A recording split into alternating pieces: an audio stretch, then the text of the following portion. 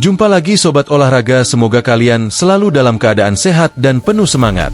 Hari ini kita punya kabar terbaru seputar Timnas Indonesia yang sayang banget kalau dilewatkan. Berikut berita lengkapnya. Akhirnya debut di Liga Inggris. Marcelino Ferdinand tampil bersama Oxford United di laga dramatis. Kini siap tempur bareng Timnas Indonesia di kualifikasi Piala Dunia.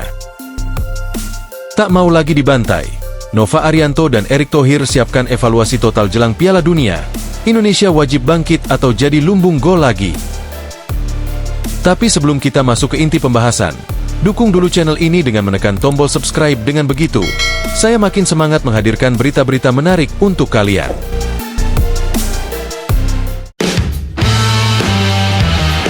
Marcelino Ferdinand akhirnya mewujudkan mimpi besarnya. Tampil di salah satu kompetisi sepak bola paling bergengsi di dunia, yaitu kasta kedua Liga Inggris, Championship.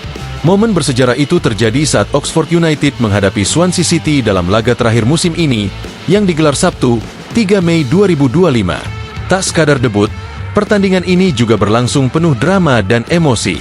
Skor akhir imbang 3-3, mencerminkan betapa intensnya atmosfer pertandingan yang sekaligus menjadi panggung perdana bagi bintang muda Indonesia itu.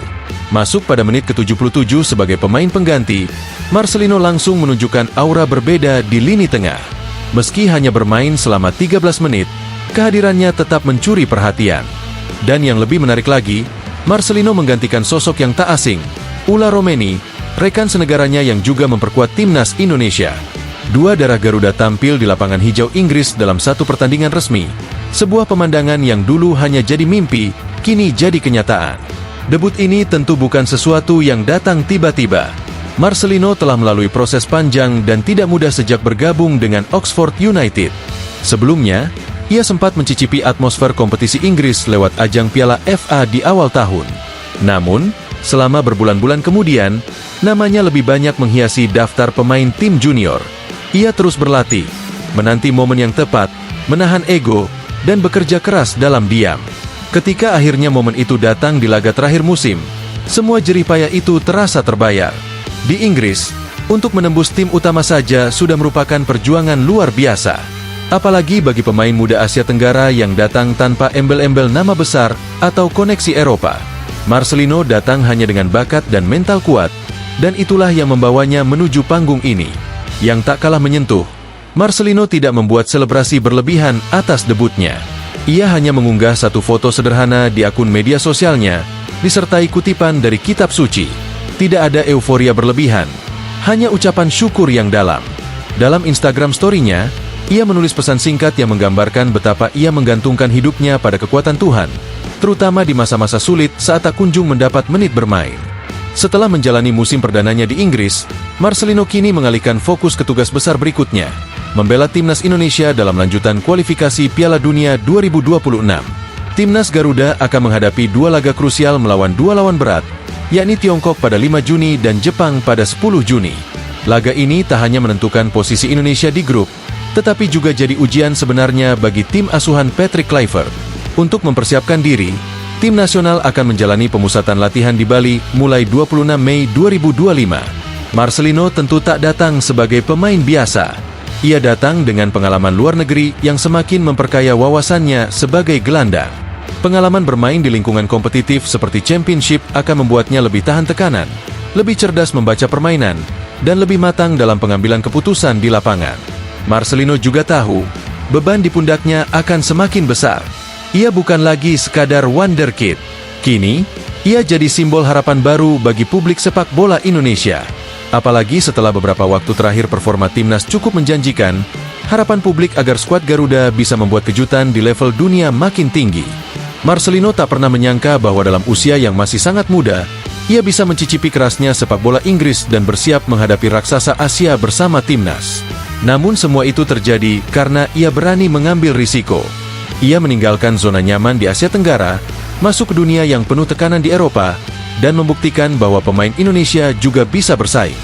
Kini, dengan semangat dan mental yang makin terasa, Marcelino siap memberikan yang terbaik untuk Merah Putih. Debut di Championship hanyalah awal dari perjalanan panjang. Tujuan akhirnya jelas, membawa Indonesia melangkah sejauh mungkin di kancah internasional. Dan jika ia terus menjaga konsistensi, Bukan tak mungkin suatu hari nanti, kita akan menyaksikan Marcelino tampil bukan hanya di Championship, tapi mungkin di Premier League, membawa bendera Indonesia semakin berkibar di langit sepak bola dunia. Tak mau lagi dibantai, Nova Arianto, Erick Thohir siapkan evaluasi total jelang Piala Dunia. Indonesia wajib bangkit atau jadi lumbung gol lagi. Kekalahan menyakitkan yang dialami timnas Indonesia U17 dari Korea Utara di perempat final Piala Asia U17 2025 benar-benar jadi tamparan keras.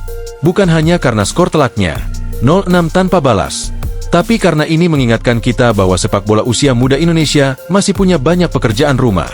Nova Arianto selaku pelatih pun langsung bersuara, menyebut evaluasi besar-besaran akan segera dilakukan, agar kejadian seperti ini tidak terulang saat tampil di panggung dunia.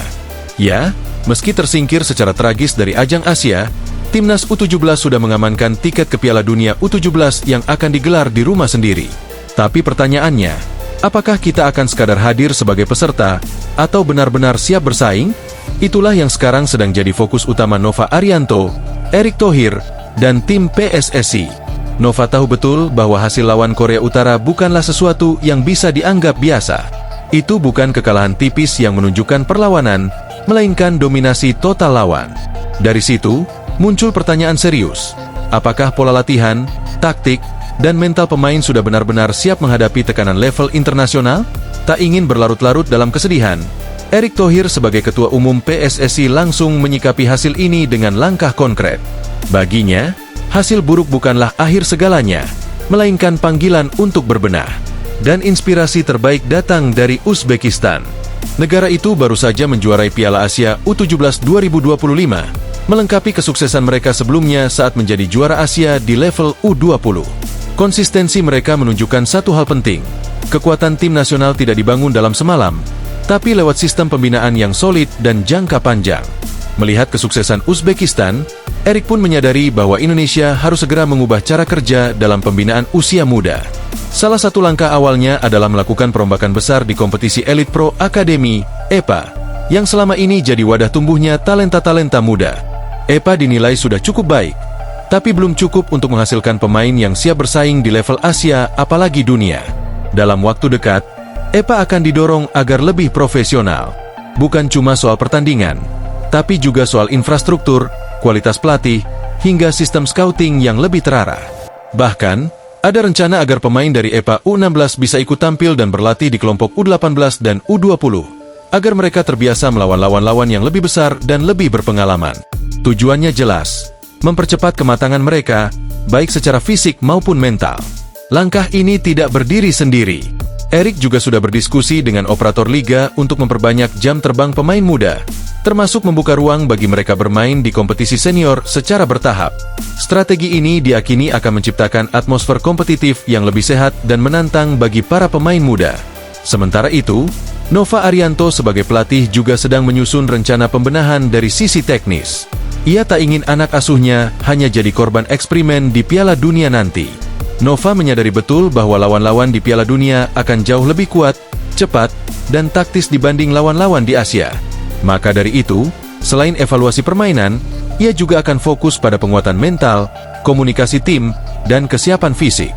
Semua aspek harus dibenahi habis-habisan.